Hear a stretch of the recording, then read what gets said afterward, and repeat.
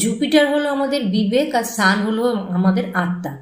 কারোর হরোস্কোপের মধ্যে যদি অনেক চারিত্রিক দুর্বলতার কোনো কম্বিনেশন পাওয়া যায়, ধরুন ভিনাস রাহু বা ভিনাস মার্স বা ভিনাস মার্স রাহু বা তার সাথে মুন কম্বাইন হয়ে গেল, বা মার্সের রাশিতে ভিনাস, ভিনাসের রাশিতে মার্স, সব কিছু থাকা সত্ত্বেও, বা D30 চার্টে যদি ভিনাসের লগ্ন উদয় হয় বা মার্সের লগ্ন উদয় হয়, সব কিছুর পরেও কিন্তু অ্যাট লাস্ট আমাদের জুপিটারের স্ট্রেংথ এবং সানের স্ট্রেংথ দেখে নিতে হবে।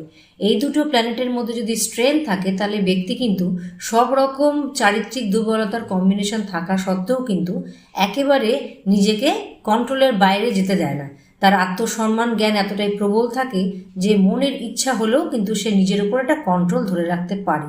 ফলে এই দুটো প্ল্যানেটের স্ট্রেংথ দেখেই তবে আমরা কোনো কনক্লুশনে আসতে পারি, আদারওয়াইজ কিন্তু কনক্লুশনে আসা ঠিক হবে না।